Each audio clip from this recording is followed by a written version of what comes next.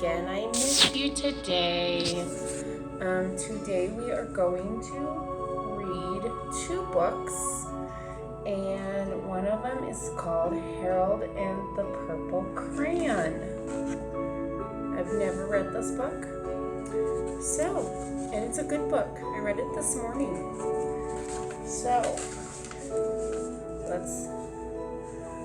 One evening, after thinking it over for some time, Harold decided to go for a walk in the moonlight. There wasn't any moon, and Harold needed a moon for a walk in the moonlight, and he needed something to walk on.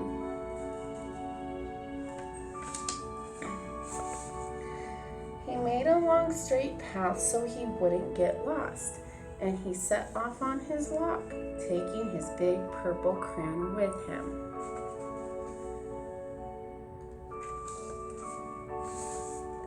But he didn't seem to be getting anywhere on the long straight path, so he left the path for a shortcut across a field, and the moon went with him. The shortcut led right to where Harold thought a forest ought to be. He didn't want to get lost in the woods, so he made a very small forest with just one tree in it.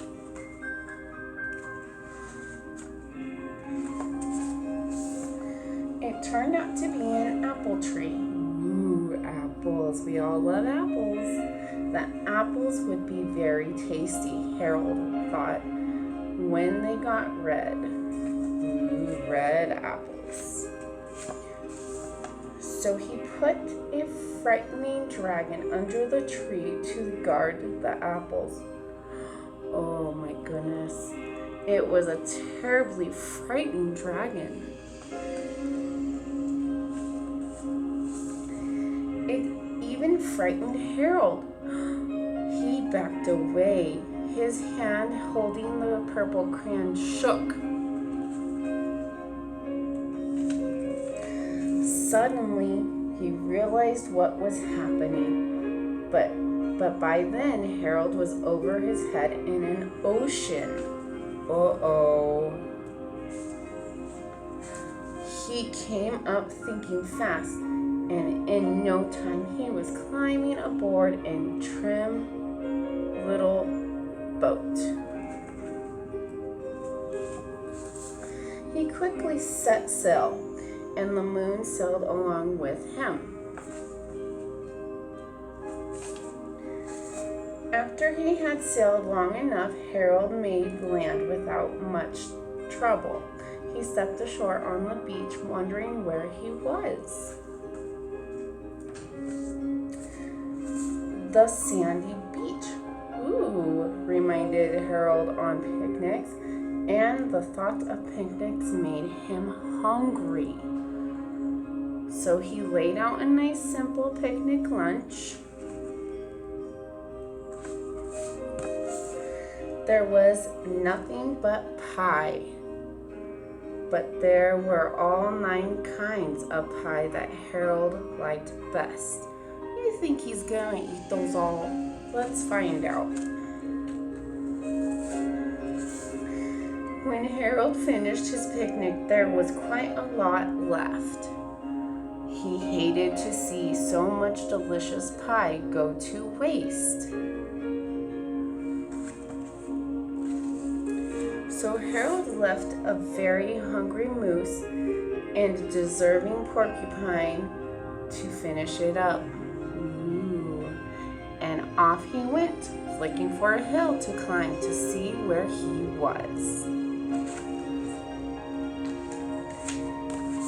Harold knew that the higher up he went, the further he could see, so he decided to make the hill into a mountain. Ooh. If he went high enough, he thought, he could see the window of his bedroom.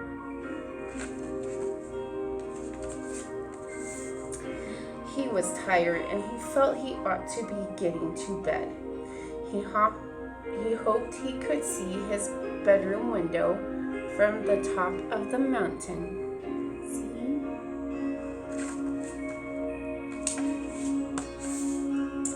But as he looked down over the other side, he slipped. Oh my goodness, you guys, look, he's falling. And there wasn't any other side of the mountain. He was falling in thin air. Oh no. But luckily, he kept his wits and his purple crayon. He made a balloon and he grabbed onto it.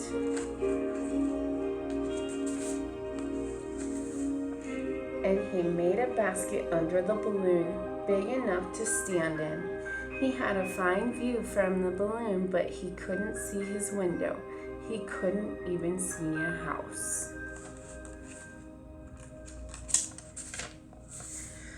So he made a house with windows, and he landed the balloon on the grass in the front yard.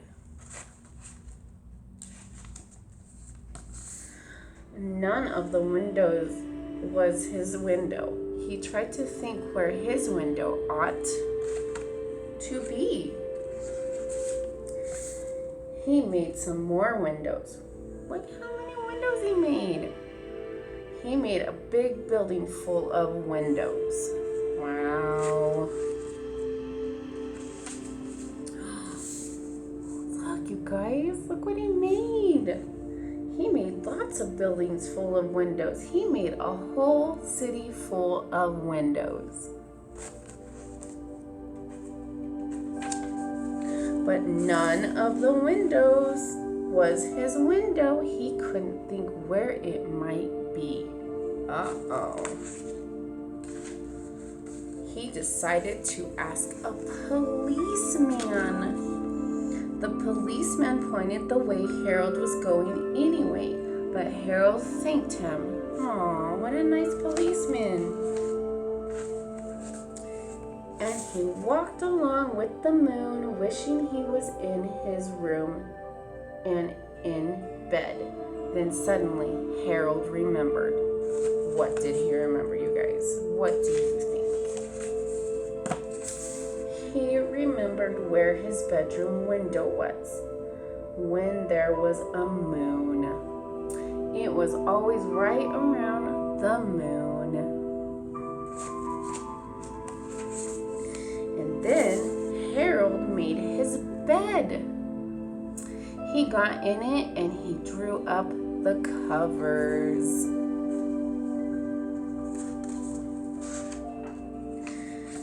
The purple crayon dropped on the floor and Harold dropped off to sleep. That's a really good book, you guys. Now, this is one of our classroom's favorites that I read all the time, or another teacher. And it is called Pete the Cat, I Love My White Shoes.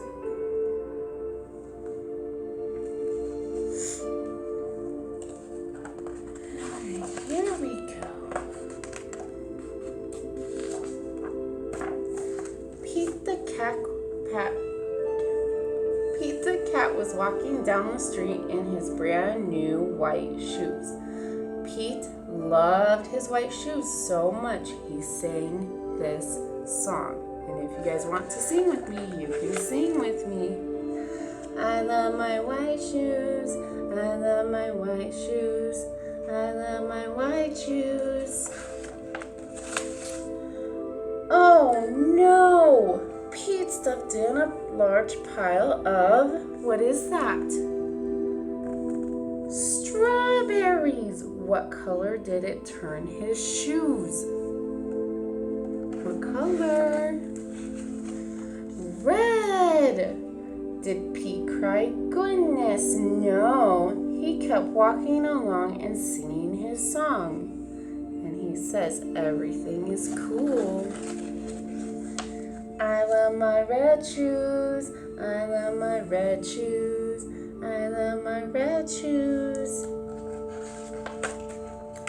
Oh no! Pete stepped in a large pile of blueberries.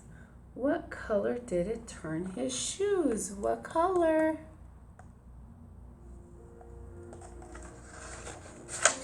Blue! Did Pete cry? Goodness, no. He kept walking along and singing his song. He says, awesome. I love my blue shoes. I love my blue shoes. I love my blue shoes. Oh no! Pete stepped in a large puddle of mud. What color did it turn his shoes? What color? Brown. Did Pete cry? Goodness, no. He kept walking along and singing his song. And right here he says groovy. I love my brown shoes. I love my brown shoes. I love my brown shoes. Oh no! Pete stepped in a bucket of water, and all the brown, and all the blue, and all the red were washed away. What color were his shoes again? What color?